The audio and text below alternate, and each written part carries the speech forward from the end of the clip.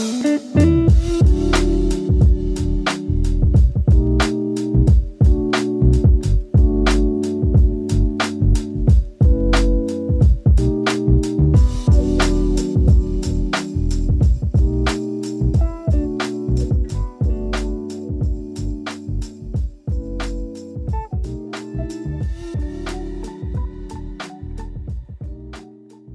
is up, you guys? Welcome back to another edition of the podcast.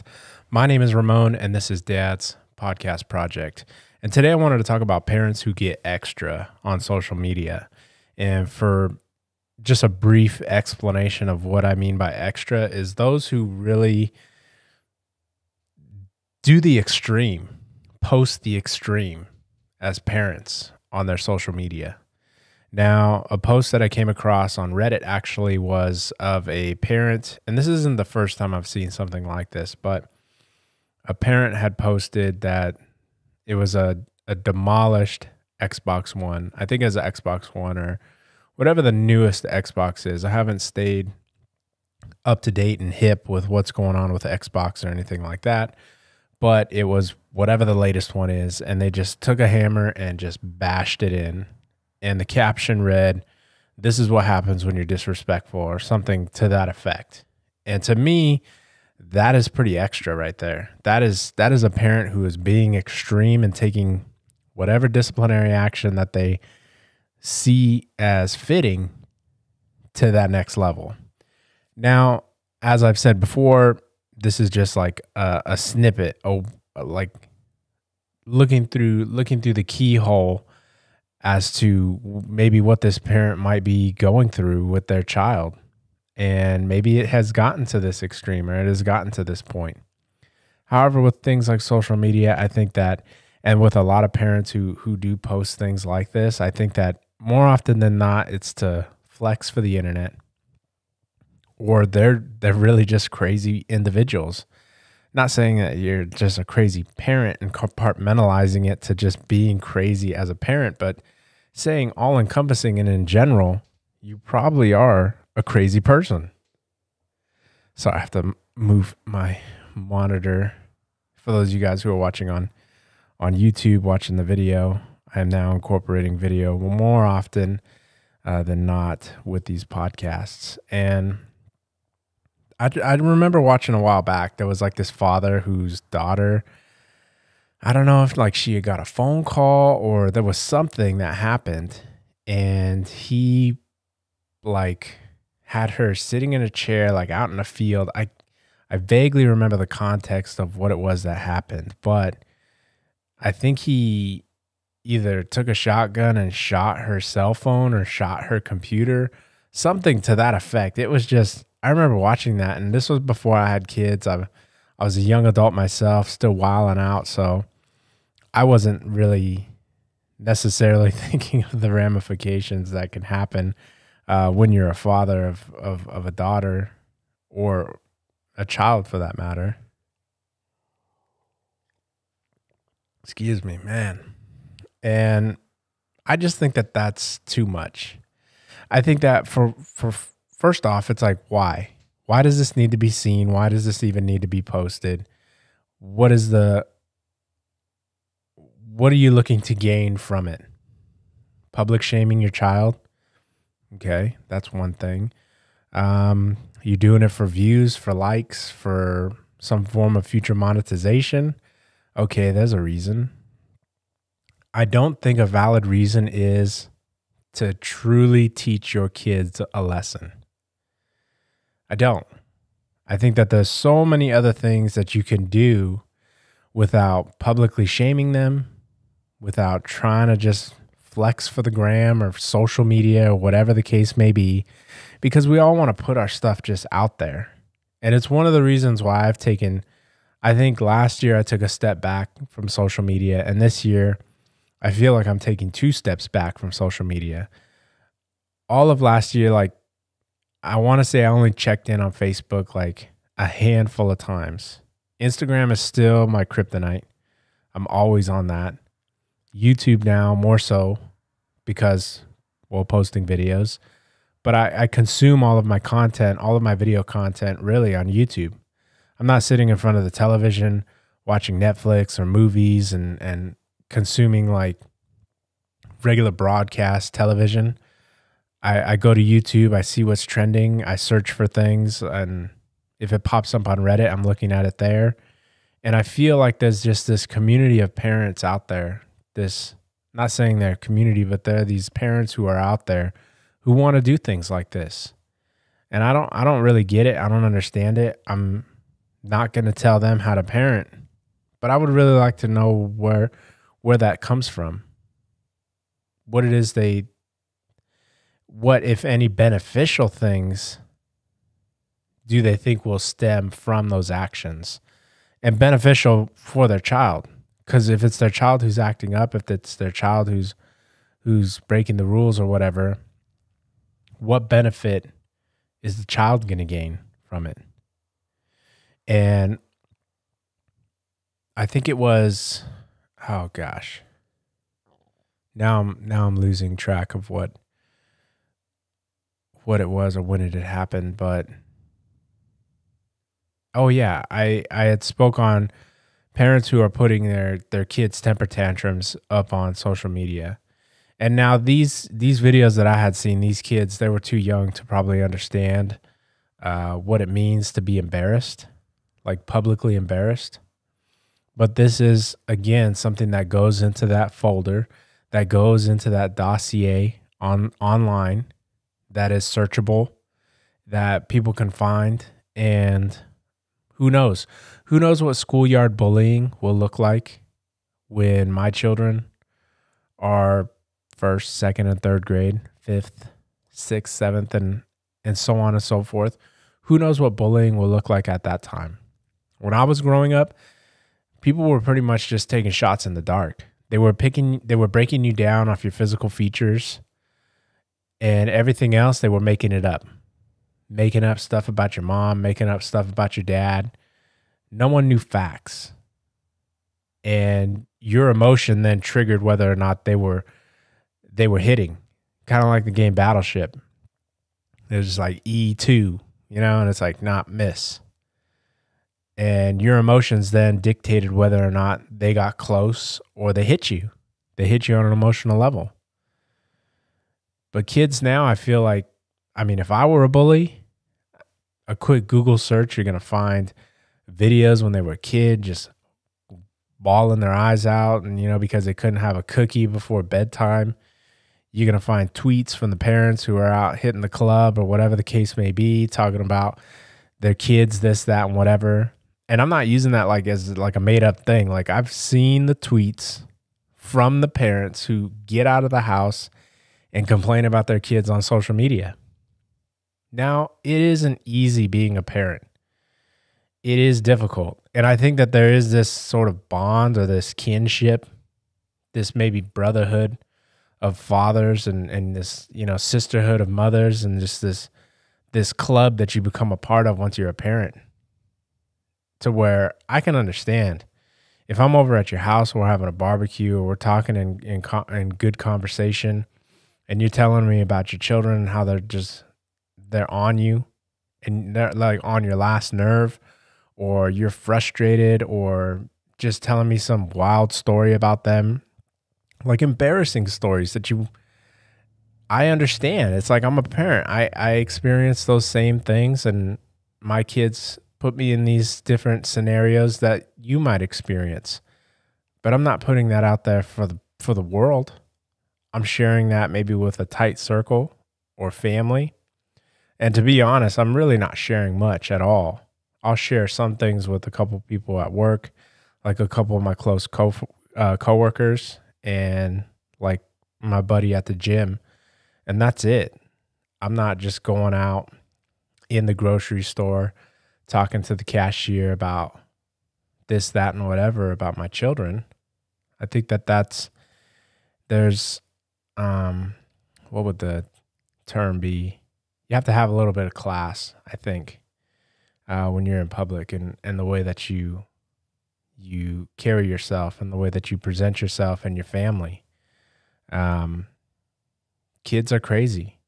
I think that a kid who got his Xbox just busted in with a hammer like that, maybe he asked for it. But at the end of the day, the parent, you're the one that paid for it. And then you're going to destroy it. I think the better alternative would just be to take it and put it in a place that they can see it, or just take it away indefinitely, or bring it out and let the cousins play, but not them. Like, there's so many other ways that you can get in their head when it comes to these things. And maybe I'm just talking out of inexperience because I don't have preteens or teenage children yet. But I think that these hypotheticals then set the foundation for how I might go about approaching some of these scenarios. We talk about it at work all the time with other fathers, and just talk about these different scenarios. Like, ooh, what if, when will you allow your kids to date? I think that that's definitely a hot topic for some parents, depending on whatever your beliefs are. If you have religious beliefs, they probably won't date until they find the person that they're going to marry, or some classical form of courtship will be allowed. But for the rest of us, I think when it comes to dating and things like that, I think that they can date whenever they're interested in starting to date, whether or not, whatever shape or form that happens in. I think that for myself, I want to try to maintain an open level of communication with my kids on all things. Ask them about how their day at school is. I mean, my son, he is not even 5 years old, and I ask him about how his day was at school. Meh. I literally get that. Meh. It's like, you were at school for a good portion of the day. I know you learned something. I know you did something. So I'm going to have to try a lot harder. I can tell right now I'm going to have to try a lot harder to pry out some of that information from him, like how his day was and what he learned and things like that. But just trying to have the conversation. Are you interested in dating? Are you thinking about dating? And there's a lot of scenarios that can open the door for those types of conversations. I know that watching movies together as a family, you see two people kissing on screen, or you see people holding hands. I mean, these types of things that you witness together then can open the door for, hey, did you have any questions about that? Now, right now, they're not. I mean, we just saw the live action version of Aladdin, and they're not really asking about Jasmine and Aladdin and what that kiss meant. They just think it's a thing adults do probably. But not shying away from those moments. I grew up with a lot of people who they weren't allowed to date until and then enter age here. So, not to just generalize, but I did know a few Hispanic girls who weren't allowed to date until the quinceañera, which is for those of you non-Spanish speaking individuals, is their 15th birthday. So as soon as they became 15, it's like, boom, you can go ahead, just make it till you're 15, and then you can go ahead and start dating somebody.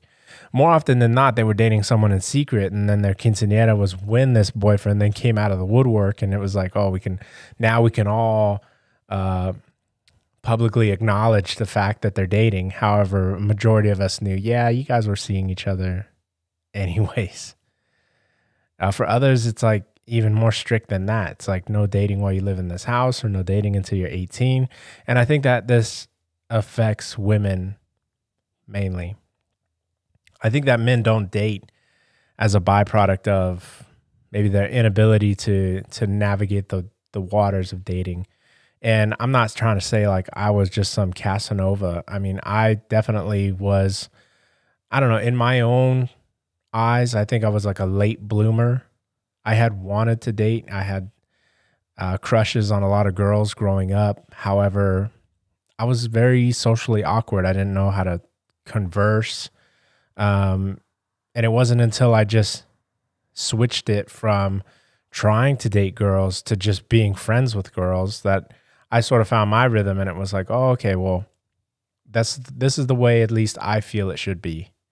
A lot of people might want to spit game, or they might want to try to just get to the point. However, for myself, it was like, I want to get to know the individuals, or They're just friends, and it naturally progressed to become something else.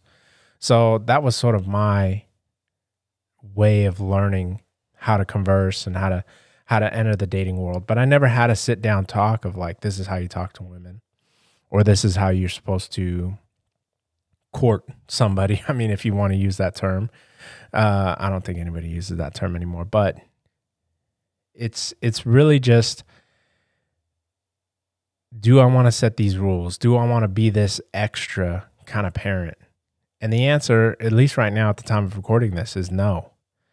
I don't want to be that way because I wasn't raised that way. I was raised with the ability to experience the world, to grow at my own pace. However, with some boundaries, I feel like my parents are more like these bumpers on the side of a bowling lane. They're never going to let you strike or like just land in the gutter, but they're going to keep you on the straight and narrow. And you have a wide path to work with. You got a lot of room to make mistakes, learn from your own mistakes, or for myself, learn from my own mistakes, and just navigate these waters of life and try to grow as an individual. And that's one of the things that I definitely want to implement with our kids. My wife, just a huge, I guess, advocate or believer in raising the kids as equals. If you're like, men are superior, women are inferior, men are the head of the house, women are like less than or second to or pretty much player two in the course of like video games, then again, we can probably end this conversation here. And then for those of you who don't feel that way, we can continue on. But she grew up with 3 brothers, and her observation of the world as a young woman was, why do I have to do certain chores that they don't have to do? Why are they not doing everything that I'm doing? And I can agree with that. I think that when it comes to doing yard work, why can't our daughter do it? Clearly, they're both not going to want to do it. I didn't want to do yard work myself growing up. But there are women who garden. There are women I know who are in the farm and agriculture industry. I don't see why a woman can't do a little bit of yard work. Now, when it comes to operating the machinery, like the lawnmower, the weed whacker, and things like that, I think that'll be a question of their abilities as a father, more so like when you're maybe in a supervisor position, you look at the people who work with you or work for you, and you assess who might be best fitted or who might be able to excel at certain tasks. And that's when you then specifically try to hone people's skills. However, I would not shy away from if, like, for some reason, if I felt like my daughter couldn't hang with the lawnmower, maybe it's not self-propelled and it's heavy. And I mean, that thing wears my back out. I don't really want my kids, either of my kids, to have to push that thing around. So if it wasn't easy for them to do, and I felt like they weren't going to hurt themselves doing it, because they'll have their entire life to break their back and have to work hard. So long as I can do it, I hope that they don't have to, because mowing this lawn it's not the easiest. And that's one of the things that, it's not that I wouldn't want to train her or show her how to run the lawnmower. I don't want to show either of them. But again, if we're at the place where we have like a lawnmower that's self-propelled, that's easier to use, maybe. And if I feel like, maybe even just my son as an example, if I feel like he might not have the ability, because my brother, I don't think he mowed the lawn. I think he used the weed whacker, but I don't think he ever mowed the lawn. And even now, I mean, he's in the Air Force, and I don't even think he mows the lawn at his house. Now, he might correct me on this later, but I think that assessing their abilities and determining what it is that I would like to delegate to them, I'll reserve that right for later. But if they express an interest, if I've not delegated this responsibility to them, then by all means, I'll teach you. I'll show you what I know. Maybe you find a better way to do it. Maybe you don't. But dishes across the board, I think we're all going to be taking part in that. My son, my wife, my daughter, myself, all of us equally. Laundry. My wife, my brother and I, we never had to do our laundry growing up. And I will admit that has carried over into our adult lives. We have the ability to do it. It's not difficult to do. I mean, I lived on my own for like a year or so, and I did have laundry getting done that I was doing myself. I wasn't just buying new clothes all of the time. But I think that it's something that I don't want my kids to like skip out on. I think that it's good to divvy up the chores so that we can all then, like if we break up the tasks of the house, when everybody's older, of course, like when the kids are older. But if we break up the tasks of the house, I think it'll make it a lot easier to have that downtime to really just enjoy watching TV, going to the beach, watching a movie, spending time together as a family, rather than just one or two of us taking on all of the chores and the whole weekend, because that's what it feels like now. Because the kids, all they have to do is just play, eat their meals that we're preparing for them. Life is relatively simple for them right now. And for my wife and I, it's just the sink is always full of dishes. There's always 2 or 3 full baskets of clothes that need to be washed. And the yard work needs to be done. In the summertime, the lawn needs to be mowed quite often. In the wintertime right now, we've had a really good rain today, so I'm not doing any yard work, but that yard is going to get out of hand.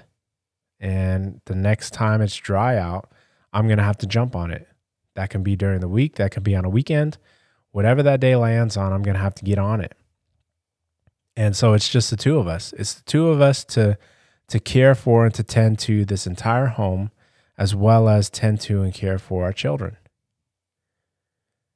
I think that divvying it up with two more young individuals as soon as they're old enough to will lend itself, or we'll find that we'll have a little bit more time than we did before.